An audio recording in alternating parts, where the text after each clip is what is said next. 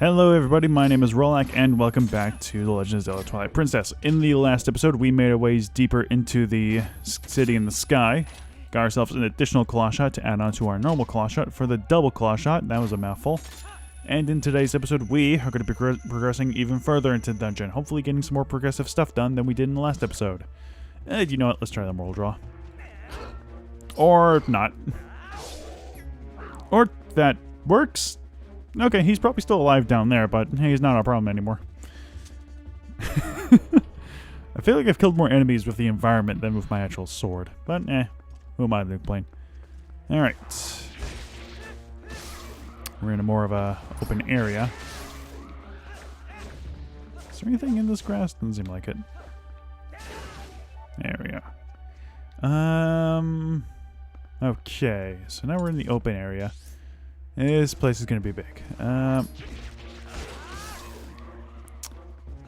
Where? There it is. Knew it was around here somewhere. That's a bomb. Okay. So we got some P-hats to help us explore this area. Fortunately, oh my god, or unfortunately, this is going to take forever because of the... these things are slow. Can we actually see it from here? Yes, we can. Okay, this is what I was talking about before. Or at least we can just view from here. You can actually see the dragon flying around over there, which is a very interesting detail they put in this dungeon. This is the only dungeon in the entire game where I'm pretty sure you can actually see the boss from any angle. I think it's the only dungeon in the entire game where you actually see the boss before you even encounter it. Or no, you actually see it before. Yeah, actually, no, that statement's true. You actually see the boss before you actually encounter it. Because, you know, it pops up before destroying the bridge and everything like that. Red Rupee. Thanks. I feel like we're just being given a lot of useless rupees here. That over there, I believe, is our second heart piece. God, there's a lot of stuff here. Good lord. There's one over there. Alright, let's latch on to you. Oh, no, let's go there. Nope, come back. We want to latch onto that one over there, because that one actually has our first Poe for the dungeon. Yeah, crazy. Remember when you collected those? What the hell is that noise? Oh! Huh. Remember these guys? Waltulas? You know. Those guys. More enemies that haven't been around since the Forest Temple. They're bringing back a lot of Forest Temple enemies here. I don't know why. Come on. Reach. There we go. Then we got a chest here as well. Let's see what this chest has in store for us, as well as this Poe. Come on. Get down here. There we go. Grab you. There we go. What is this? It's probably a stamp, knowing my luck. Indeed it is, for G. Alright, let's get back. This is going to take a while. There we go. Okay. Now we got to wait just for a little bit. Okay, so I'm going to do some fancy maneuverability with the P-hat here. That you're going to take care of these guys. Yeah, gotcha. I don't know why there are Waltulas here. It's such a weird... This dungeon's weird. I think it's the only real description of this dungeon I could probably give it. The Yelp reviews, to be exact. So how much... I'm also going to be questioning more stuff here. How exactly does the Clawshot work? Because, if I'm being perfectly honest, it has far more chain in it than it could actually, you know, probably hold. More bombs. Why more bombs? It's an odd one. Where's my grapple point? There it is. Come on, jump. Come on. Yes, there we go. Okay. Yeah, the Clawshot, it doesn't look like... You're telling me all that chain fits into that one tiny little glove? I feel like that's a bit, you know... stretching. Just a tad bit. And it's not really a pun on, you know, the fact that it stretches out to reach it. But it's just, I don't know. I'm also questioning a video game where, in fact, we're in a city and a sky at the moment with propellers that looks like they should not be supporting the weight of these things. But what do I know? Oh no!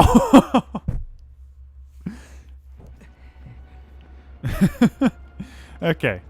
Okay. Let's traverse these peahats over here. Instead of heading over that way, we want to head over this way. Because going back here will actually grab us a chest. Surprising how close the heart pieces are in this dungeon. Because we got the last heart piece in the last episode, and it wasn't even that far away from this one. This one's not even really that hidden that well. Because it's right here. I'm saying that, but I still think the weirdest piece of heart was the one in the Goron Mines, where you just have to walk on that one wall and it's there in the corner. Not at all, you know, hidden in any way whatsoever. Whereas all the other pieces of heart have been pretty well hidden throughout this entire game. Let's see, where were the Forest Temple ones? Those were... That's actually a good question. Where the hell were the Forest Temple ones? Who cares? But yeah, for the most part, all the other heart pieces were really well hidden. I guess they just ran out of ideas as to where to put it exactly, and I guess that guy... Did that Dinophos drop into the area? I'm pretty sure that Dinophos dropped into the area. I'm not sure, though. Okay, can we try the Mortal Draw with you? Okay, maybe not. Alright, let's try it with you. Okay, this guy's... There we go. Not even the great spin. Damn it. No, you can never time it right. But, you know, it's always easier just to, you know, hit him with your sword a couple times because that deals more damage than jump attacks. Okay, let's see if we could be sneaky on you. Or we could try the jump strike on you. Nope, even that doesn't work. Holy crap.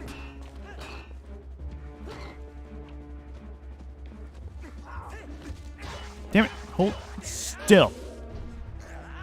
Damn it. Ow. Yeah, the timing on these guys is just... Nope, you can never get it. Whoa, purple rupee. What the hell? Holy crap. I didn't know they dropped those. I didn't know any other enemy aside from the Redead Knights dropped bigger rupees, huh?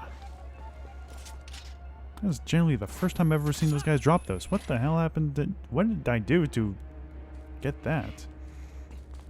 Okay, I don't remember this area specifically, but I know there's a lot of traversing these trapeze things, tight ropes, that's what they're called, with Wolf Link, so...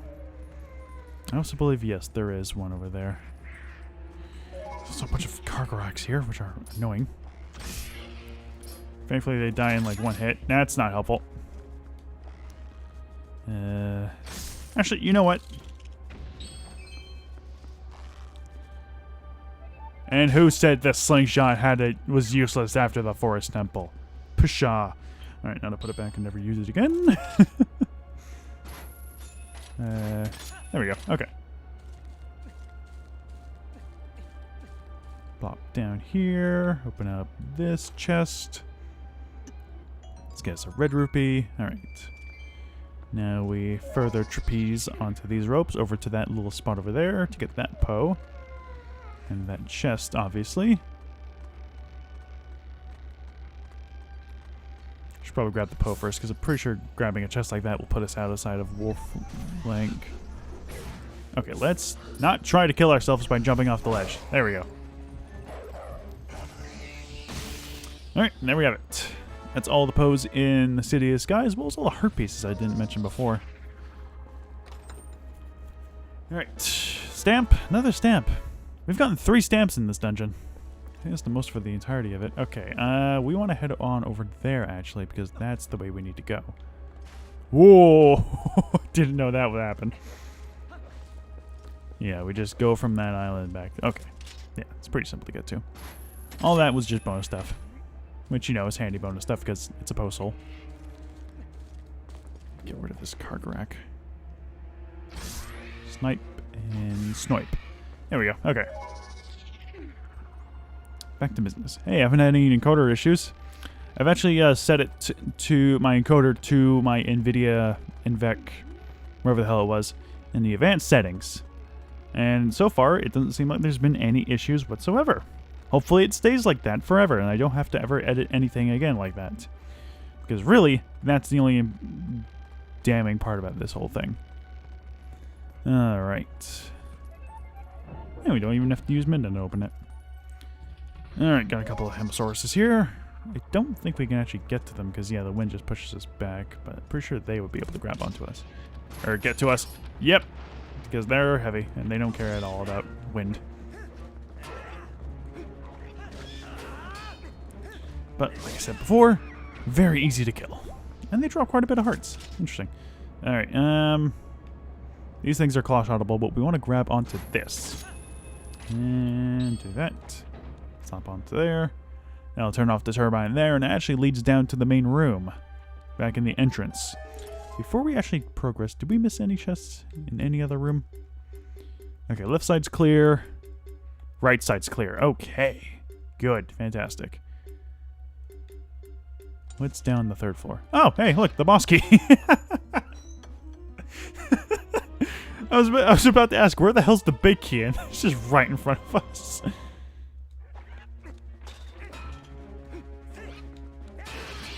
Alright, come here. Hold still. I said hold still. Come on. Get out of the corner. There we go. Do the great spin. There we go. Okay. There's a spot that we have to get into, right? No? Yes. Here. Probably Clawshot down here, actually. Just to be absolutely certain. That's not the button I wanted to hit, but okay. It's not the button at all I want to hit. Why didn't... I pressed Y for the arrow birds. Alright, whatever. Good Rupee. Okay, now we can actually just drop down to the room below and be on our way. Hopefully. Right? There's no other reason for us to be anywhere else? Unless I've missed them. No, we want to be careful not to drop down, because I remember that specifically. Because... No, we want... Yes. No! No! Wait.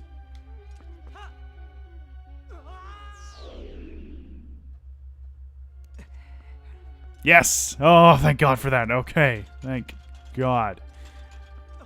Oh, now we don't have to go all the way back.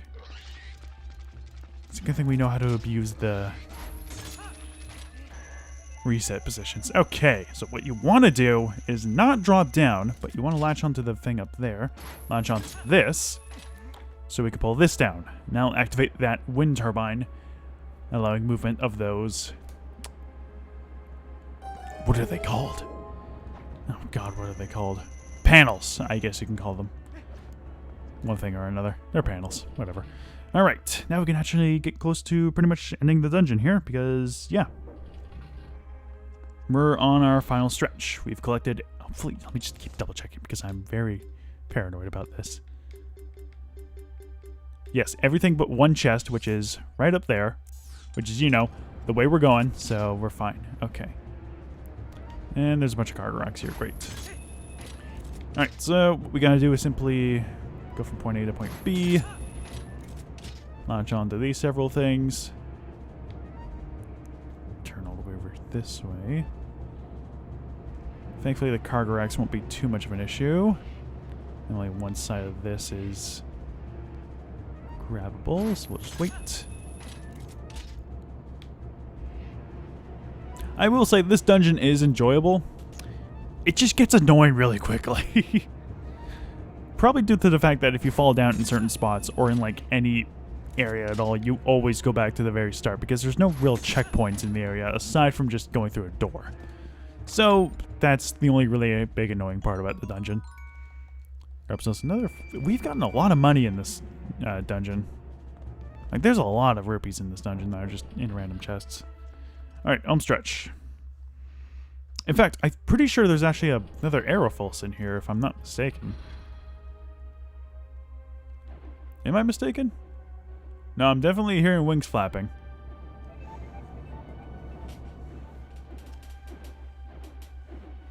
I think I'm correct in saying that there's another Aeropulse. Yeah, there are two! So yeah, this is the first dungeon to actually have more than one mini-boss. Well, it's the same thing, but...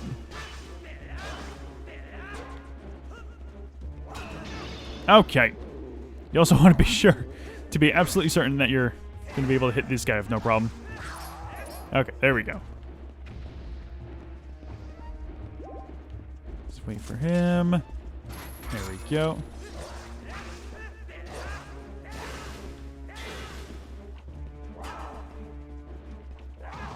Damn it, I'm not trying to... Okay.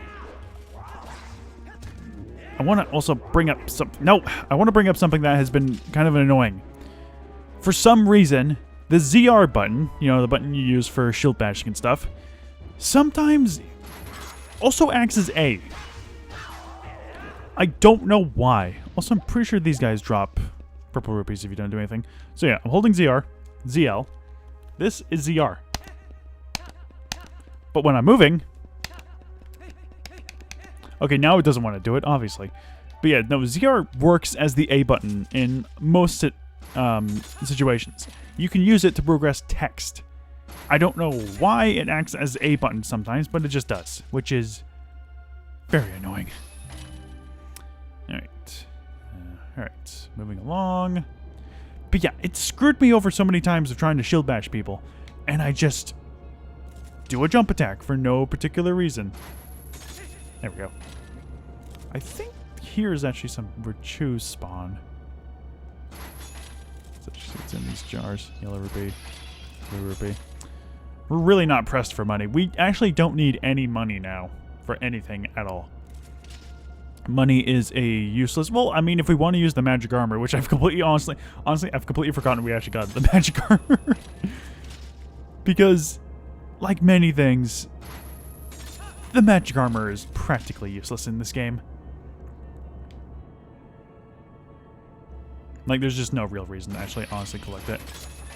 Unless you're going for 100% like I am. Yeah, here's the shoes. And I think, actually, golden shoe pops up. Nope, just the blue one. Alright, home stretch. Oh shit, do we actually need to... How do we activate that one? Oh, there it is. Okay, thank God. Memory's always fuzzy on this dungeon because, you know, it's the one dungeon I've played, like, the least. Come on. Come on. And I was correct about that little glitch with Shad. I actually forgot to bring that up. So I was correct about that glitch with Shad in the original, like, the very launch version of, I think, the Wii version only. Where if you save and quit and then re-enter the game, you'll be unable to teleport because Midna will still say that there's somebody there. And if you try to leave the area, Shad will stop you because he's technically still in the room, but he just can't be seen. So you can't interact with him. So, yeah, that was the glitch. And I was correct in that, and I don't believe it's obviously here anymore because I wouldn't put it past them to, you know, put a game-breaking glitch in an HD remake. Or a soft-locking glitch, to say the least. But they've seemed to improve pretty much every aspect of this game in the HD remake, which is, you know, fantastic. And while I do hold the Wii version to a soft spot in my heart, it's not the greatest version to play. Alright, anyway, we've made it to the boss room.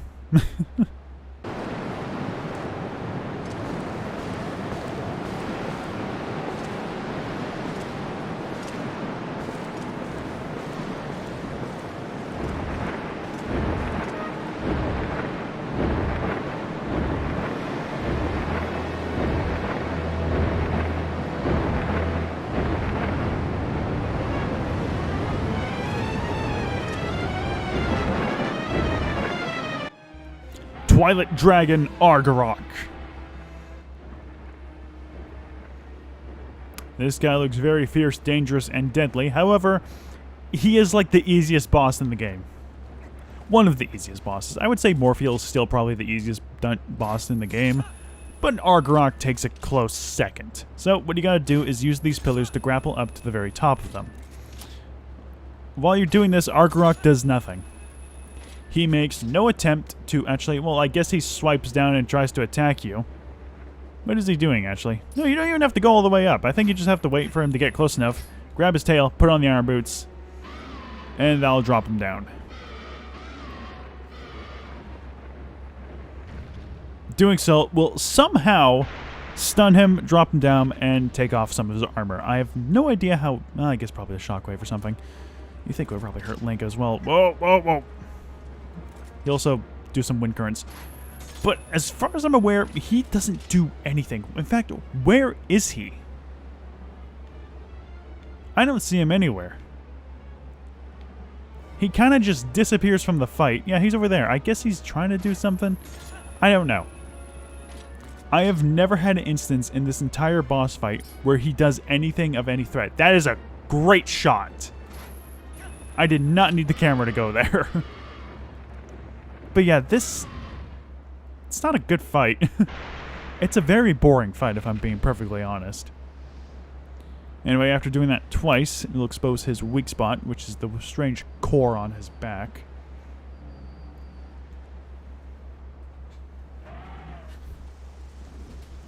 The rain starts to pick up, the storm starts to pick up, and he picks himself up.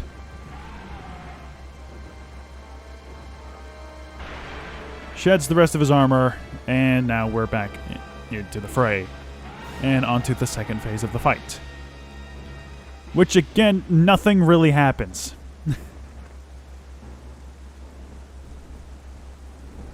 P-hats will spawn, and we'll be using those later in the fight.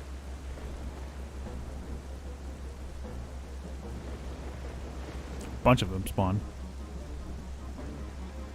I guess because of the rain? Who knows? This fight's dumb. Using the same fight as Moorfield because this is the same aspect of being the easiest boss in the game. Okay, now, since he doesn't have a tail to latch onto, we have to try to get to his core on his back. And what we're going to do now is simply get to the very top. I say get to the very top. There we go. Hopefully that's enough. Okay, good. We'll latch onto these P-hats, and what you got to do is simply get around him.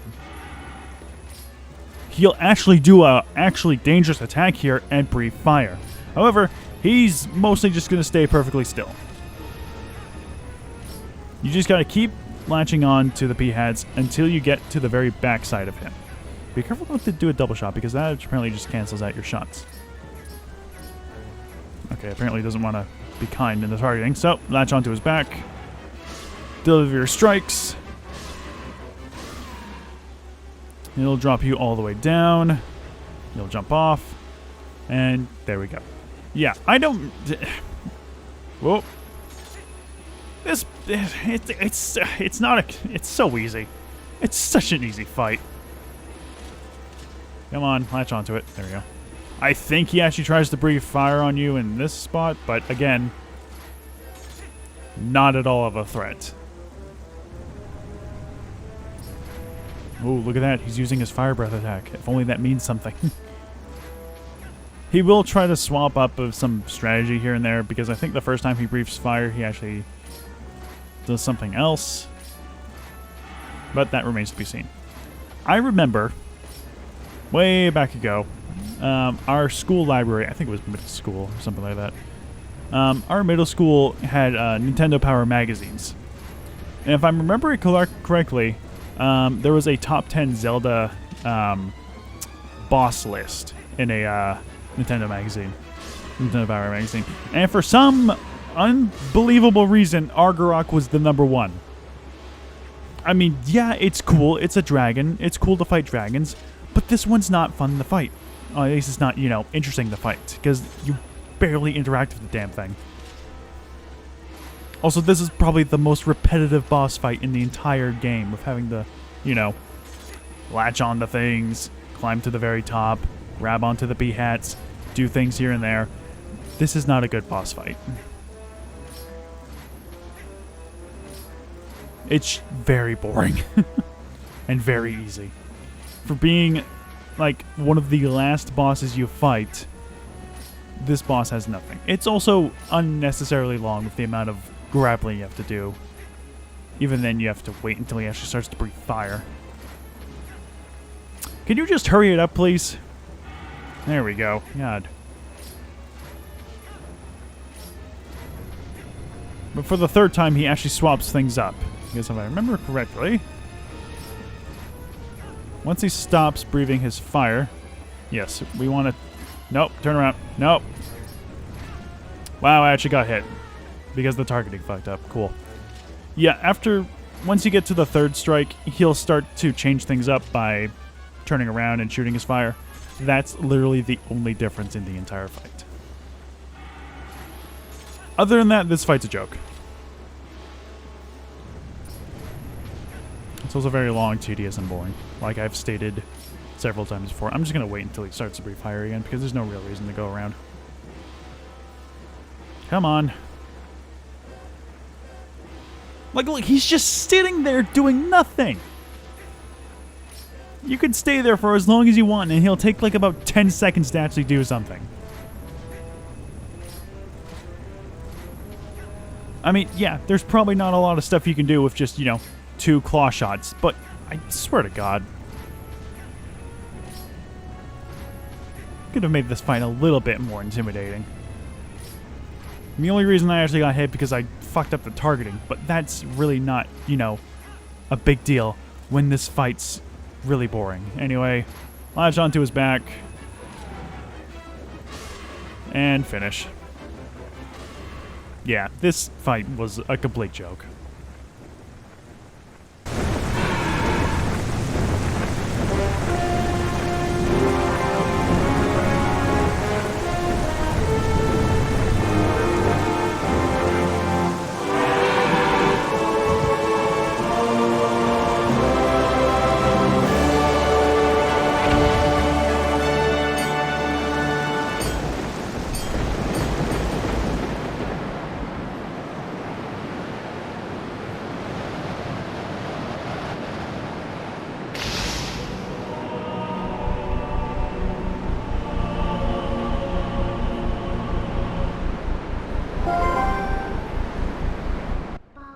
Link, you did it. It's the 4th shard. Now we have them all.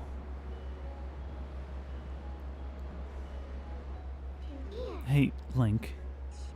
The words of the sages, do you remember them? Only the true ruler of Twilight can destroy the Mirror of Twilight.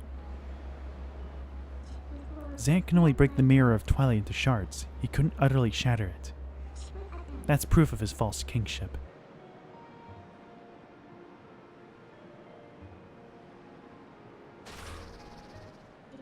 Link, we have to hurry to the mirror chamber. After all, a fake is a fake. No matter how much you dress it up, the real thing always wins. Truer words never spoken. Okay. Yeah, this fight was a complete joke. Grab ourselves the heart container, boosting us to 18 hearts, and we're well on our way to collecting the last 2 hearts. Now then, we're going to end the episode here because, we're going on for a while and don't want to waste any more time. So, next time on The Legend of Zelda Twilight Princess, we really don't have anything else to do aside from... Actually, no, there is one thing. We're going to be doing one slight thing. So, next time on Twilight Princess, we're going to be heading back to the desert. However, we're not going to be heading back to the Mirror Chamber specifically. We'll be doing something else. In fact, we'll be doing a couple of things here and there. But I will see you guys next time. Take us away, Midna.